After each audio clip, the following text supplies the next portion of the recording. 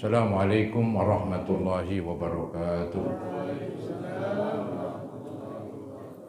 Alhamdulillah, alhamdulillahi rabbil alamin.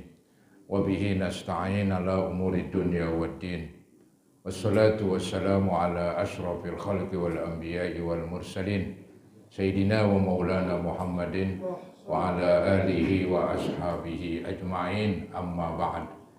Hadirin saudara-saudara jamaah Majelis Ta'lim Al-Itrah At-Tahirah yang saya muliakan, khusus para guru-guru, para asatizah, juga para hujjaj, bapak-bapak dan remaja sekalian.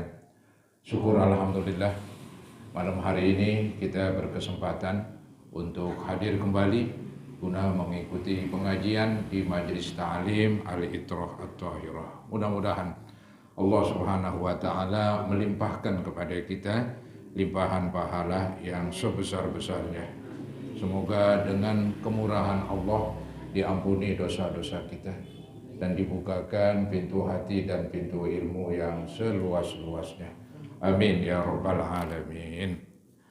Hadirin, bab yang akan dibahas malam hari ini setelah dulu dibahas tentang ikhlas, tentang niat, maka sekarang babut taubah, ya, tentang tobat. Ini ada hubungannya nih dengan judul yang lalu. Judul yang lalu tentang keikhlasan, tentang niat begitu. Ya boleh jadi ada orang mungkin yang belum menyadari atau belum mengerti, di dalam dia berbuat baik mungkin nggak ikhlas. Disuruh bertobat. Disuruh bertobat. Maka ini babnya bab taubat setelah bab tentang keikhlasan. Ya, ikhlas itu kan nggak gampang. Jadi bisa jadi seseorang merasakan dirinya itu ya tidak ikhlas. Ini nggak jadi masalah. Yang sudah biarlah yang sudah.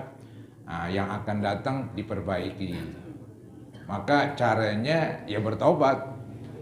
Artinya nggak ngulangin lah ya perbuatan-perbuatan baik yang tidak diiringi dengan keikhlasan.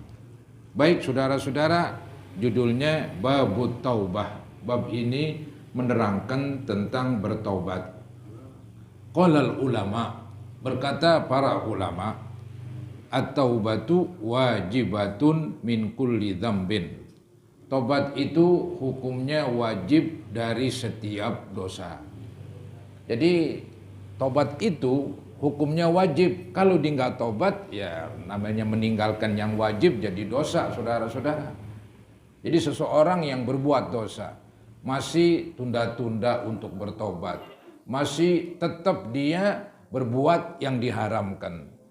Dinunda-nunda tobat itu hukumnya dosa lagi, yaitu dosa tidak mau bertobat begitu. Karena tobat itu hukumnya wajib. Ini yang diterangkan at-taubatu wajibatun. Tobat itu hukumnya wajib. Kemudian tobat itu wajib min kulli dzambin, dari setiap dosa. Ya, baik dosa kecil atau dosa besar atau dosa paling besar. Ada dosa paling besar yaitu kemusyrikan, menyekutukan Allah. Itu dosa paling puncak itu. Paling-palingnya begitu. Jangan dikira dia nggak bisa tobat, dia bisa bertobat. Ya, yang penting kan apa yang telah ia lakukan ya ditinggalkanlah, jangan diteruskan dengan cara bertobat. Ya, jadi jangan dikira orang yang menyekutukan Allah nggak ada tobat, nggak begitu maksudnya. Ya, maksudnya saudara-saudara, orang musyrik ini ya yang menyekutukan Allah di akhirat itu dia ketika istilahnya ada kebaikan-kebaikannya, tetap aja tuh kebaikannya nggak diterima. Ya, tetap saja kebaikannya nggak diterima dan dia tetap digolongkan orang kafir. Jadi Allah mengampuni dosa seluruhnya, kecuali kemusyrikan. Itu di akhirat itu. Jadi Allah mengampuni dosa, itu dosa apapun diampunin, kecuali istilahnya dosa menyekutukan. Itu cerita di akhirat. Kalau di dunia ya dosa apapun juga, kalau mau tobat tetap aja terbuka, ya tetap aja terbuka. Jadi kesimpulannya nih, tobat itu wajib dari segala dosa. Kemudian fa in kanatil ma'siyatu bainal abdi wa bainallah, maka apabila maksiat itu antara si hamba dengan Allah, ya contohnya maksiat enggak sholat begitu, atau maksiat dia berbuat zina pun termasuk dosa dia kepada Allah, ya termasuk dosa dia kepada Allah. Jadi apabila maksiat itu berhubungan antara hamba dengan Tuhannya, la tata'allaku bihaqqi adamiyyin, tidak ada kaitannya dengan hak manusia. Kalau hak manusia kita ambil haknya, kita curi, kita rampok misalnya, kita tipu dan sebagainya, itu dosa berkaitan dengan manusia. Itu lain lagi begitu. Di sini nih yang mau dibahas mula-mula dosa dari seorang hamba kepada Tuhannya. Ya, misalnya dia nggak pernah sembahyang begitu, itu dosanya kepada Allah begitu ya. Nah, dia pengen bertobat, ya berhenti dari enggak sembahyang. Ya, jadi mulailah dia sholat begitu. Jadi dikatakan kalau maksiatnya, kalau dosanya antara hamba dengan Tuhannya, la tata'allaku, tidak berkaitan bihaqqi adamiyyin, dengan hak manusia, falaha thalathatu syurut, maka baginya 3 syarat. Artinya kalau dosa kepada Allah itu dibutuhin 3 syarat aja begitu. Nah, apa itu 3 syarat? Ahaduha, salah satunya ayyuqli'a anil ma'siyah, yaitu dia bahasa gampangnya nih berhenti dari maksiat. Dia berhenti dari maksiat, artinya maksiat yang dia mau bertobat itu berhenti, ditinggalkan. Ya, ditinggalkan, tinggalkan dulu tuh maksiat. Nggak masuk akal orang sambil bermaksiat sambil bertobat, tuh nggak bisa itu. Ya, jadi dia berhenti dulu dari kemaksiatan, meninggalkan dulu kemaksiatan, baru dia bertobat. Itu yang disebut syarat pertama, ayyuqli'a anil ma'siyah, yaitu ia meninggalkan dari maksiat. Itu yang pertama. Kalau yang misalnya contohnya dia berzina misalnya, kalau pengen tobat ya berhenti, tinggalkan perzinahan gitu.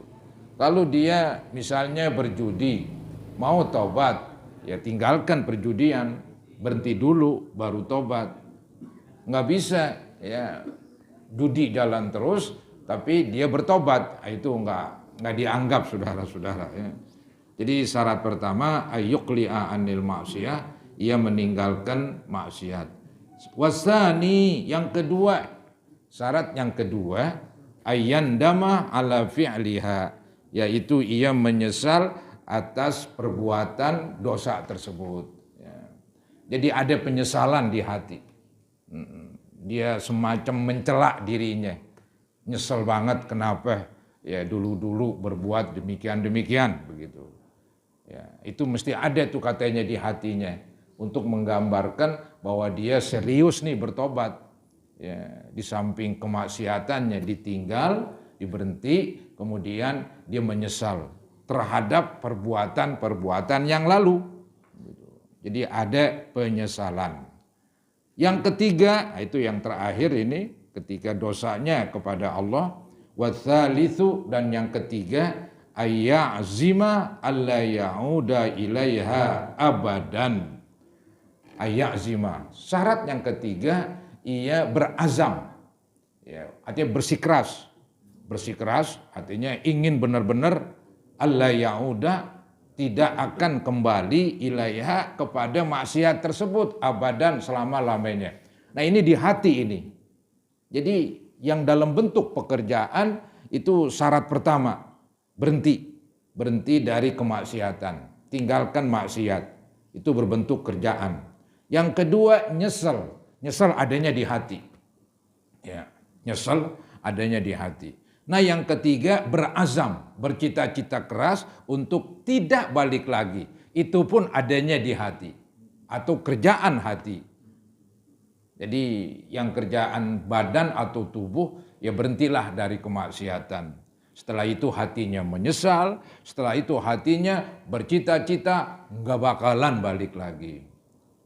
Kalau itu udah ada, maka saudara-saudara tobatnya dianggap sah menurut hukum.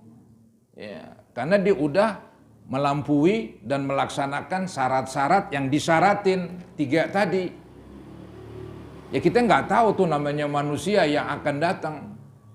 Ya, bukan nyuruhin sih istilahnya. Kita nggak tahu yang akan datang. Bahwa boleh jadi dikecebur lagi. Boleh jadi dibalik lagi. Tapi kan tobat yang dulu sah, begitu. Tobat yang dulu tuh bukan rusak. Ya, anggap tahun 2000 dia tobat lah. Ya.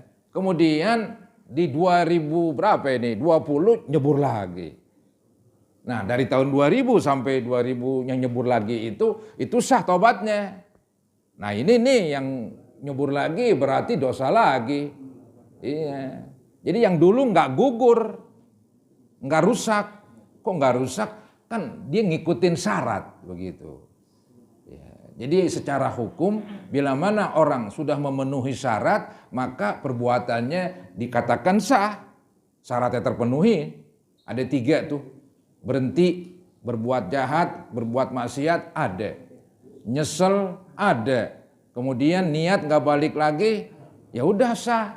Nah, ini kecebur lagi, lain lagi nih ceritanya. Lain lagi. Nah, ini bagaimana nih yang selanjutnya? Ya tobat lagi. Bagaimana lagi dah? Iya, ya setan sih maunya lu jangan tobat karena dulu udah tobat tuh maunya setan. Iya, jadi udah kadongan basah, lepek terus kalian, begitu. Itu bisikan setan supaya orang nggak tobat. Akhirnya ya terjerumus terus, mendem terus ke dalam kemaksiatan. Secara ilmu nggak begitu, secara ilmu. Ya, secara ilmu yang kita pelajarin, yang penting dulu tuh dia udah azam, udah bercita-cita keras, nggak bakalan, pakai nggak bakalan dah pokoknya nggak bakalan banget dah balik lagi. Tapi namanya orang tetap orang. Kadang-kadang pengaruh teman. Akhirnya kambuh lagi tuh penyakit. Akhirnya berdosa lagi. Ketika berdosa dibengong begitu nih bagaimana nih tobat gue nih. Ya memang bisikan setan mengatakan kamu gak boleh tobat. Karena dulu udah tobat. Ya, lu melanggar tuh syaratnya. Itu maunya setan supaya setan terus. Lu jangan tobat, lepek aja udah terus nyebur sekalian. Kan lebih parah lagi. Lebih parah lagi. Maka kita lawan tuh bisikan setan. Yaitu apa? Ya tobat lagi. Mohon kepada Allah supaya tobat yang kedua diterima. Ya tidak ada jalan lain, itu usaha. Masih kita bilang, wah kamu gak ada tobat. Itu lebih parah lagi. Iya. Kalau kita bilang, kamu gak ada tobat. Kenapa? Dulu sudah bertobat. Itu lebih parah lagi saudara-saudara. Akibatnya orang itu ya udahlah katanya emang udah begini. Jangan-jangan tadi nyalain takdir lagi. Emang udah takdirnya begitu udah ngomongnya. Ya, itu dosa lagi nyalain takdir. Kok berdosa nyalain takdir. Lebih parah lagi. Jadi istilahnya tuh kesalahan berantai. Ya, kesalahan begitu mang dosa. Kalau diulur tuh berantai. Ya, kata setan kamu gak boleh tobat. Dulu udah tobat begitu. Ya. Nah ini suatu dosa saudara-saudara itu. Ya, akhirnya dinyebur terus. Ya, dibilang udah kadongan basah, lepek aja terus nggak ngapa-ngapa udah. Ya, ntar ditambahin dah, itu kan udah takdir lu katanya. Dia bikin enak deh, bikin merasa kayak nggak dosa saya, udah takdirnya dari sononya. Parah udah tuh kalau begitu orang. Nggak bisa para hadirin orang berdosa nyalain takdir itu nggak bisa aja udah ya, walaupun segala sesuatu dengan takdir kan pernah saya bilang berkali-kali takdir itu kan yaitu Allah menulis tentang kejadian-kejadian yang akan datang termasuk nasib kita ditulis begitu. Jadi Allah nggak maksa kayak saya nih, saya anggaplah orang pinter. Tahu perbuatan orang yang akan datang. Saya tulis begitu, nanti kamu hari anu begini, hari ono tanggal sekian demikian. Dan datang hari itu ya benar-benar tuh pas banget apa yang saya tulis. Saya kan nggak ada hubungannya dengan perbuatannya. Cuman saya sekedar tahu, begitu doang. Nah itulah gambaran takdir yang paling mudah dipaham. Yang gak jelimet dan gak musingin begitu. Jadi takdir itu pengetahuan Allah. Istilah bahasa tauhidnya ilmullah al-azali. Ilmu Allah, jadi berkenaan dengan ilmu. Jadi takdir itu berkenaan dengan ilmu. Apa tuh ilmu? Pengetahuan. Jadi takdir itu pengetahuan Allah tentang segala sesuatu yang akan terjadi. Apa aja udah ditulis semuanya. Tapi kan ditulis itu bukan kamu dipaksa. Ya. Jadi Allah sebatas tahu kasarnya. Itu bahasa kasarnya dah begitu biar paham. Jadi Allah mengetahui apa aja mengetahui. Itu namanya takdir.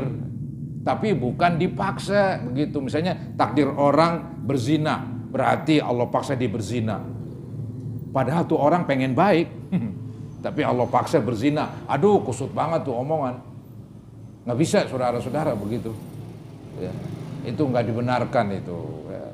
Jadi pemahaman yang gampang, takdir itu berkenaan dengan ilmu Allah al-azali, ilmu Allah yang dulu begitu bahasanya.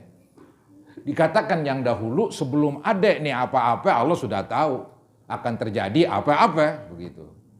Jadi itulah yang namanya takdir. Maka disebutlah kita disuruh hanya sebatas beriman, al-iman bil qadar. Ya, kadang-kadang disebut qadar, kadang-kadang disebut takdir, sama aja ya. Jadi kalau orang udah bertobat, syarat-syaratnya udah dipenuhi, kemudian sekian tahun dosa lagi, ya bisa jadi kata setan jangan tobat lagi, kamu udah basah, mendingan lepek sekalian begitu. Dan kamu nih berbuat dosa lagi, ini takdir. Nah nyalain takdir lagi, disalahin. Parah udah. Berat para hadirin kalau begitu. Nah itulah, jadi kadang-kadang gara-gara kita maaf nih ya, nggak ada pengetahuan agama, mudah diombang-ambingkan oleh setan.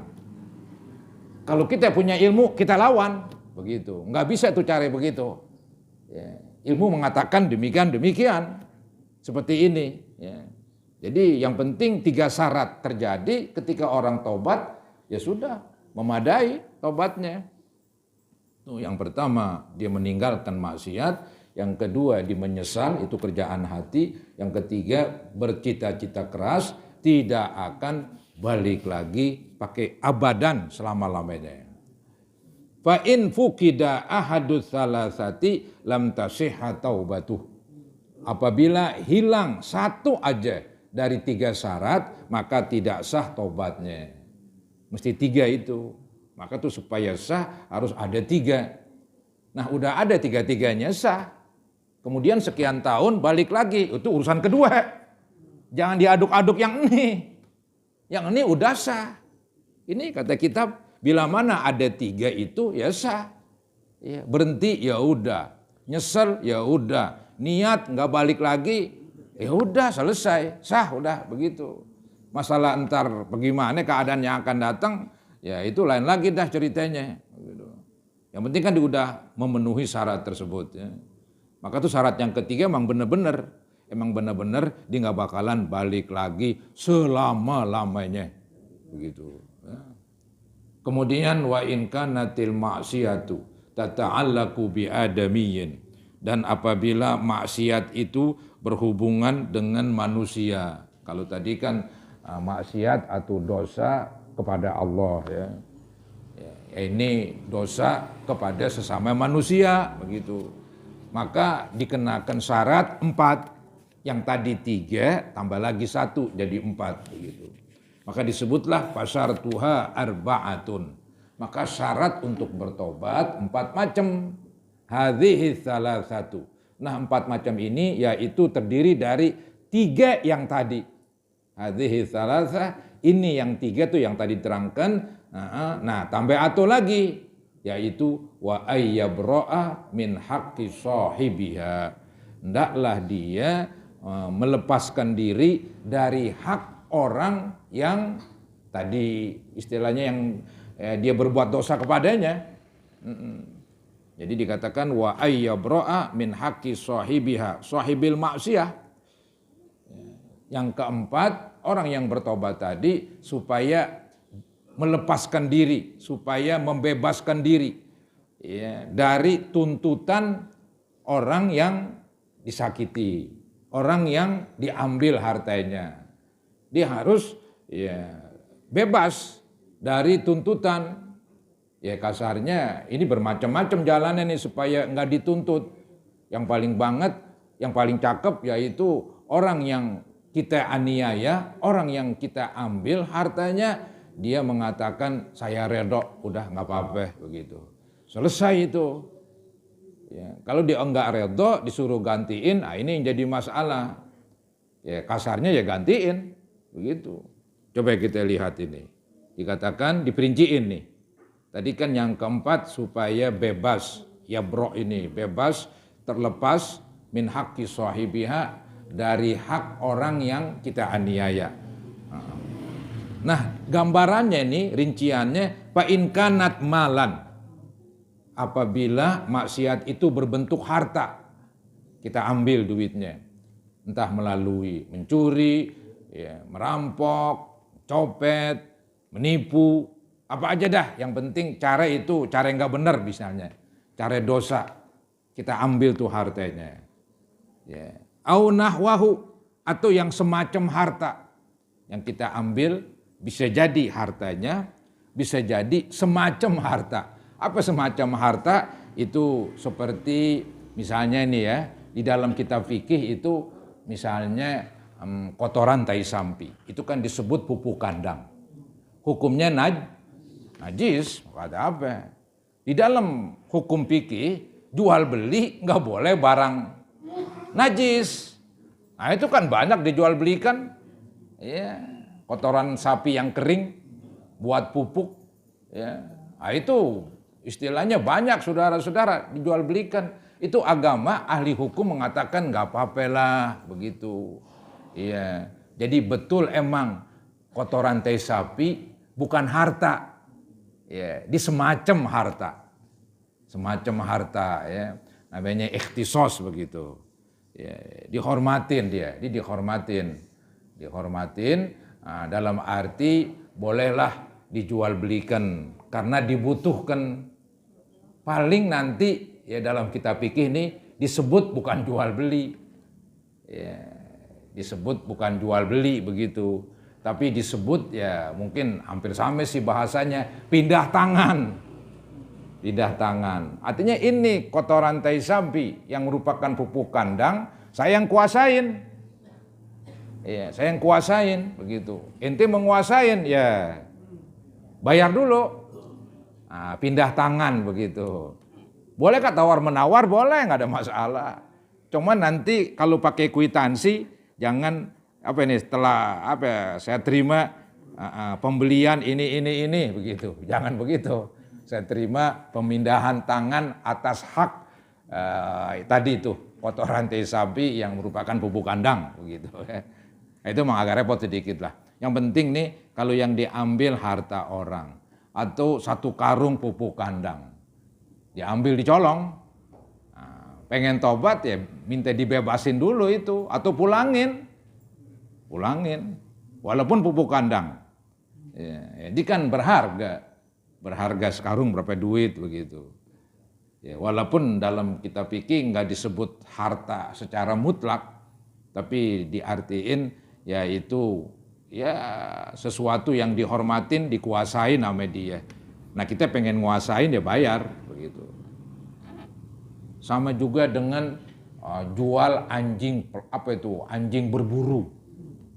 Ya, anjing berburu, anjing adalah najis. Syarat jual beli adalah barang suci. Ini bagaimana ini? Padahal orang butuh untuk berburu. Ya, dulu orang-orang Arab memang tukang berburu, begitu. Nah itu minta bantuan dengan anjing. Ya bisa juga dengan makhluk yang lain seperti misalnya burung, garuda, begitu ya. Burung elang itu, nah, dia lebih hebat lagi. Jadi dari atas kan kelihatan banget tuh mangsanya. Ada kelinci lagi lari, ya udah dicomot aja sama kakinya. Ya, misalnya begitu. Nah kalau anjing dia najis. Tapi kan untuk dijadiin anjing pemburu kan nggak main-main, harus bertahun-tahun didiknya. Inti mau ngambil aja nggak bisa, harus bayar. Nah itu namanya pindah tangan begitu. Ya, dia pengen menghindar dari kata-kata jual beli. Karena kata-kata jual beli mesti barangnya suci. Nah ini nggak bisa, akhirnya dirobah jual belinya namanya. Pindah tangan begitu, naklul yad begitu ya. Jadi fa in kanat malan au nahwahu, maka apabila harta atau semacam harta tadi kayak pupuk kandang ya, maka kalau dipengen bebas roddahu ilaih, ia kembalikan kepada pemiliknya. Ya kalau ada, kalau masih ada, kalau enggak ada ya dihargain, bayar atau gantiin yang semisalnya. Gantiin yang hampir mirip-mirip begitu. Jadi yang penting dikembalikan. Ya, kalau mang barang yang masih ada, ya barang itu dikembalikan. Kalau mang barang yang nggak ada, ya mungkin dikembalikan seharga berapa begitu. Kalau ada yang mirip-mirip, bisa dikembalikan yang mirip-mirip begitu. Untuk supaya terlepas dari tuntutan di akhirat. Ya.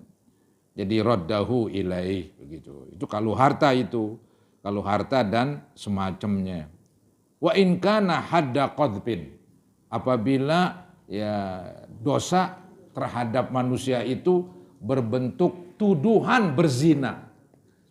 Kita nggak boleh nuduh orang berzina kecuali ada saksi 4 orang.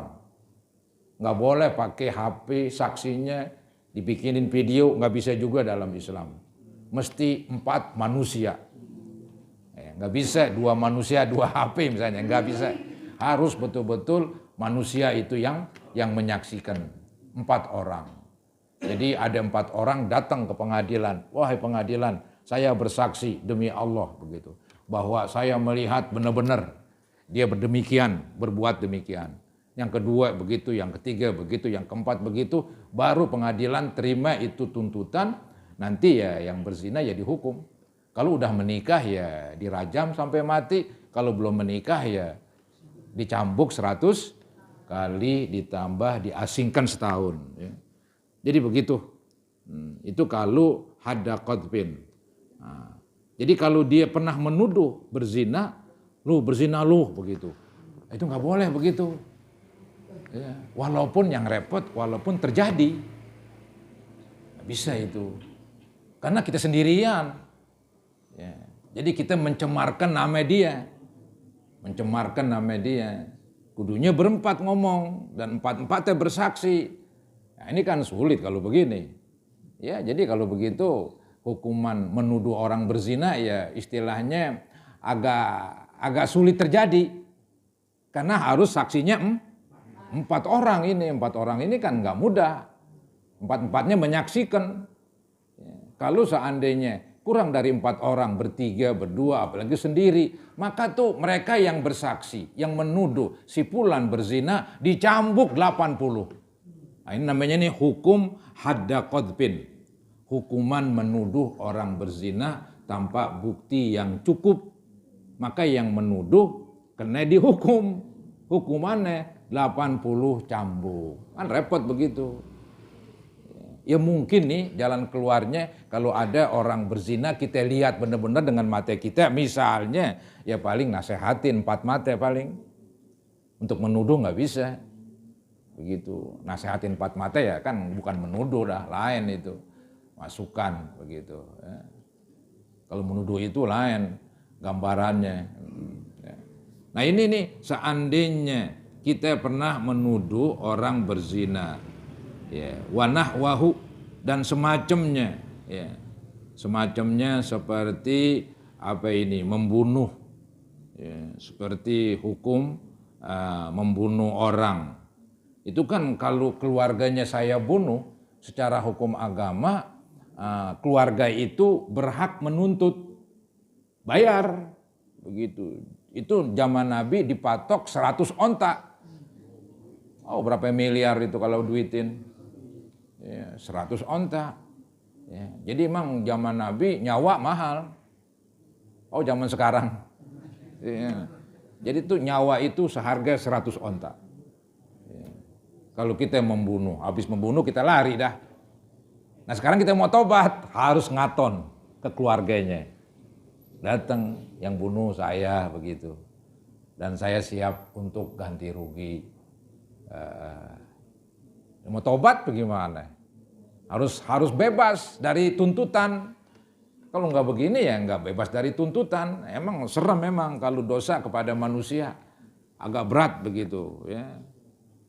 Maka kalau memang dia pernah berbuat menuduh orang, pernah membunuh belum ganti rugi, ya, maka pengen bertobat makanahu minhu.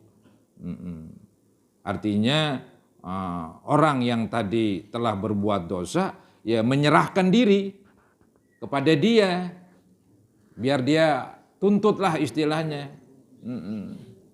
Autolaba afwahu, atau dia meminta maafnya atau minta maaf aja begitu ya. Kalau dimaafin ya syukur, kalau enggak ya repot ini, dibawa ke pengadilan ya kenalah ya. Ini kalau memang hukum Islam ditegakkan begitu. Jadi memang demikian nih, kalau dosanya kepada manusia itu agak repot. Kesimpulannya yang ingin bertobat supaya terlepas dari tuntutan di akhirat ya, caranya ya kalau memang hukuman ya siaplah hukum saya nih dah begitu. Saya dulu pernah menuduh kamu berzina, saya mau tobat, silakan saya dicambuk 80 kali begitu.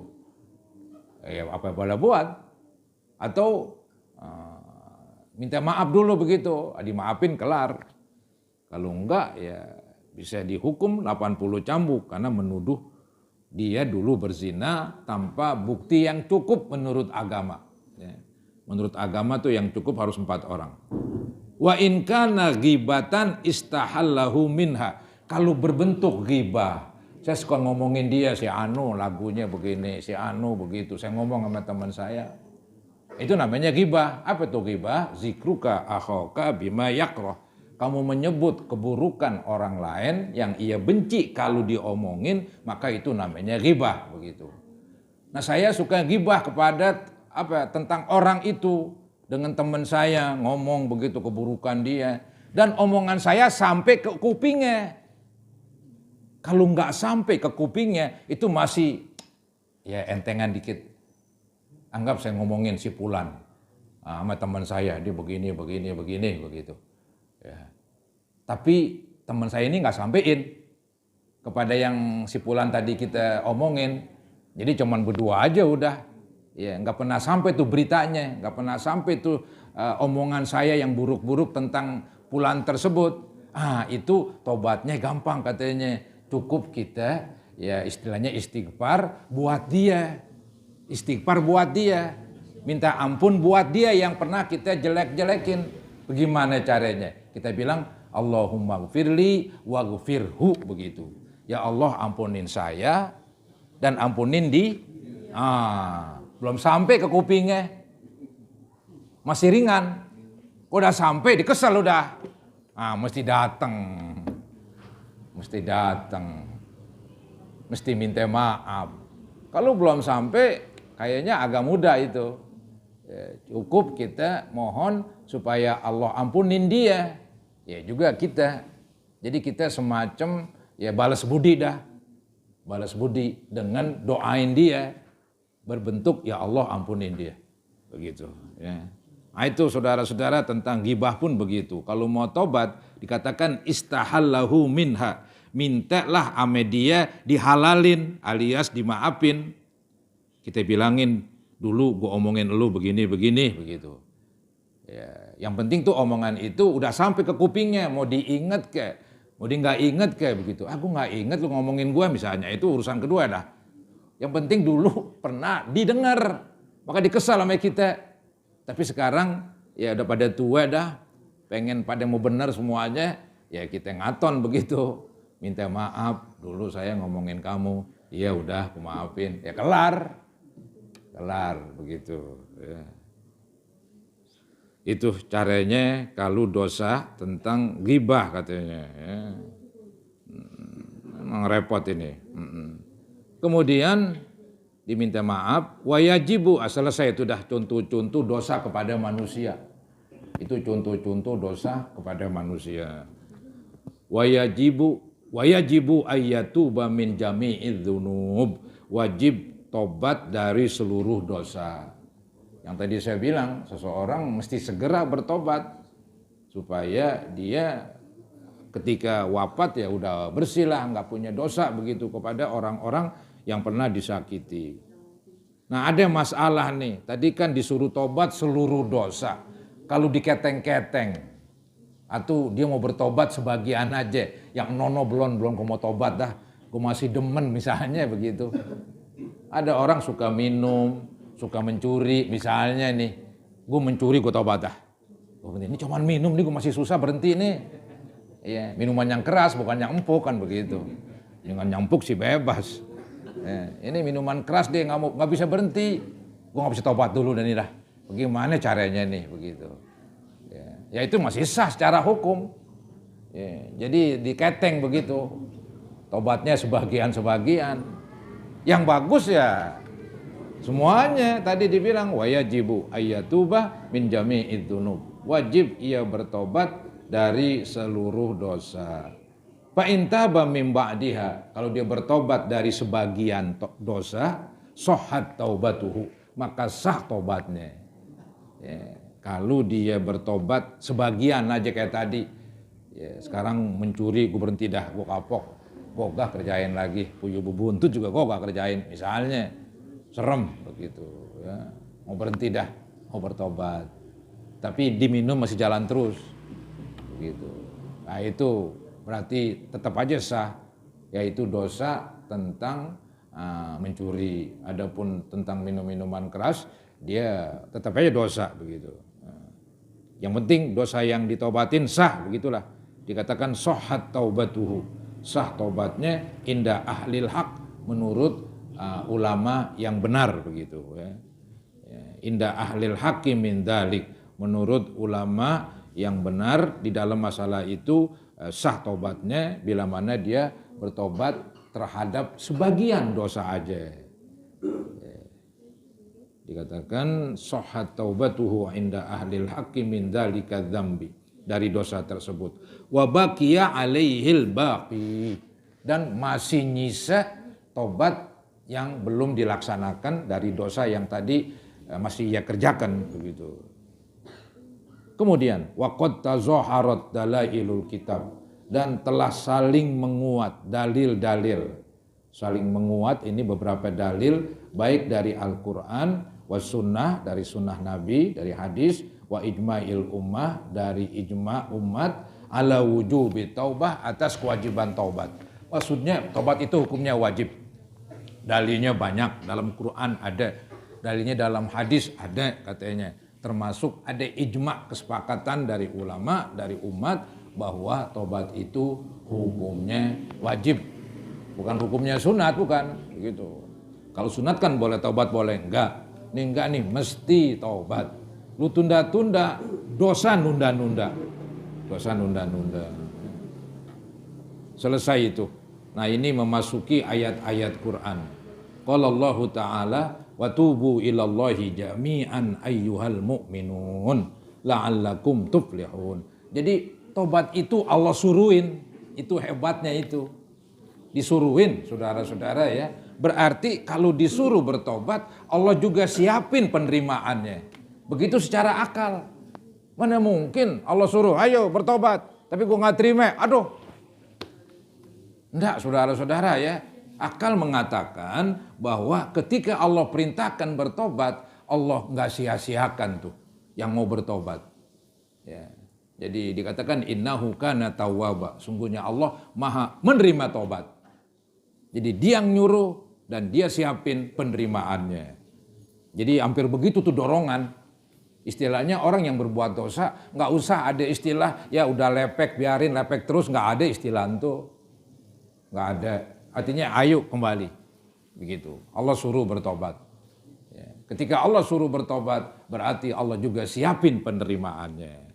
Nah, ini ayatnya, tubu wa tubu ilallahi jami'an ayyuhal mu'minun. bertobatlah kamu kepada Allah seluruhnya wahai orang yang beriman. La'allakum tuflihun. Nah, ujungnya itu yang bagus. Ya, semoga kamu mendapat keberuntungan. Ya, nanti keberuntungannya diampunin dan diberikan surganya. Begitu. Ya. Ada ayat lagi nih tentang tobat. Wa qala ta'ala istaghfiru rabbakum tsumma tubu ilaih. Minta ampunlah kepada Tuhan kamu dan bertobatlah kepadanya. Ini yang jadi pemikiran saya nih, ada dua kalimat antara istaghfiru dengan tubu. Apakah sama, apakah beda kedua kalimat ini? Jadi saudara-saudara ini kan ada istaghfiru, minta ampunlah kamu.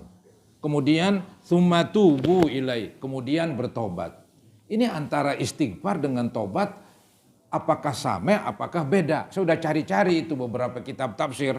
Ya, kebanyakan sih daripada ahli-ahli tafsir mengatakan itu sama katanya. Istighfar ame tobat sama saudaranya. Maka di sini disebut antara istighfar dengan tobat bagaimana posisinya? Posisinya untuk menguatkan. Penguat disebut dua kali. Emang lapasnya beda. Yang satu lapasnya istaghfiru, yang satu lapasnya tubu. Tapi artinya sama katanya. Soalnya begini, istighfar nggak ada gunanya kalau nggak ada penyesalan, begitu. Ya. Istighfar nggak ada gunanya kalau nggak ada penyesalan, nggak ada niat, ogah balik lagi, begitu. Jadi mesti itu walaupun istighfar. Jadi istighfar ame tobat itu kata orang sinonim sama. Disebut di sini untuk menguatkan begitu. Seperti di dalam tafsir namanya tafsir Baghawi. Dia mengatakan kalimat istaghfiru ame tubu, tubu ini penguat litakid. Penguat aja. Artinya ayo benar-benar bertobat. Ayo sungguh-sungguh bertobat. Begitu kalau arti bebasnya. Ya. Tanggung satu lagi. Ayat yang terakhir yaitu ya ayyuhalladzina amanu tubu ilallahi taubatan nasuha. Wahai orang yang beriman, bertobatlah kamu kepada Allah tobat yang nasuha. Tobat yang nasuha, tobat yang benar-benar tobat. Ya. Yang benar-benar tobat yang memenuhi syarat yang tadi itu. Berhenti dari dosa, nyesel dari perbuatan dosa tadi, niat enggak balik lagi. Kalau urusan namanya manusia ya itu minta diselesaikan lah bahasa gampangnya. Nah itu namanya nasuha udah. Ya. Jadi itu gambaran tobat yang benar. Ya. Nasuhan artinya shadiqan, tobat yang benar. Nah, ini ayatnya ini yang hadisnya yang akan datang lah. Ya udah isya saudara-saudara. Jadi begitulah tentang masalah bertobat. Ya. Jadi bertobat dari dosa yang kelihatan, bertobat dari dosa yang enggak kelihatan. Apa dosa enggak kelihatan? Dosa di hati. Seperti enggak ikhlas misalnya. Seperti riya begitu. Harus tobat. Ya. Gue berhenti dah dari sifat riya begitu. Ya, gue nyesel. Pokoknya enggak balik lagi. Itu saudara-saudara. Jadi bertobat diperlukan dari dosa yang kelihatan ataupun dosa yang tersembunyi yang ada di dalam hati. Ya, ya nampaknya saudara-saudara cukup sekian apa yang saya sampaikan. Nanti insya Allah kita akan masuki kepada hadisnya. Tadi hanya perincian tentang syarat-syarat bertobat. Ya mudah-mudahan apa yang saya sampaikan menambah ilmu pengetahuan agama kita. Semoga Allah Subhanahu wa taala menerima apa yang kita mohon, di antaranya tobat kita, istighfar kita, mudah-mudahan dikabul dan diijabah serta diterima oleh Allah Subhanahu wa taala. Dan semoga yang sudah wafat khususnya ibu bapak kita yang banyak jasanya, termasuk juga guru-guru juga banyak jasanya, dan termasuk juga mertua, istri, anak yang sudah wafat. Semoga Allah ampuni mereka dan semoga Allah ampuni kita sekalian. Al-Fatihah ala ma nawaina wa ila hadratin Nabi Rasulullah sallallahu alaihi wasallam. Al-Fatihah. Billahi minasyaitonir rajim. Bismillahirrahmanirrahim. Alhamdulillahirabbil alamin. Arrahmanirrahim. Maliki yaumiddin. إياك نعبد وإياك نستعين اهدنا الصراط المستقيم صراط الذين أنعمت عليهم غير المغضوب عليهم ولا الضالين. استغفر الله العظيم استغفر الله العظيم استغفر الله العظيم. اللهم صل على سيدنا محمد وعلى آل سيدنا محمد وسلم تسليما كثيرا والحمد لله رب العالمين. اللهم انفعنا بما علمتنا وعلمنا ما ينفعنا وزدنا علما نافعا. اللهم زدنا ولا تنقصنا وأكرمنا ولا تهنا وآتنا ولا تحرمنا وآثرنا ولا تؤثر علينا وأرضنا وأرض عنا. ربنا اغفر لنا ولوالدينا ربنا اغفر لنا ولوالدينا وارحمهم كما ربونا صغارا. لجميع المسلمين والمسلمات والمؤمنين والمؤمنات الأحياء منهم والأموات. ربنا تقبل منا إنك أنت السميع العليم وتب علينا إنك أنت التواب الرحيم. ربنا آتنا في الدنيا حسنة وفي الآخرة حسنة وقنا عذاب النار. وصلى الله على سيدنا محمد وعلى آله وصحبه وسلم. Alhamdulillahi Rabbil Alamin. Kurang lebihnya mohon maaf. Assalamualaikum warahmatullahi wabarakatuh.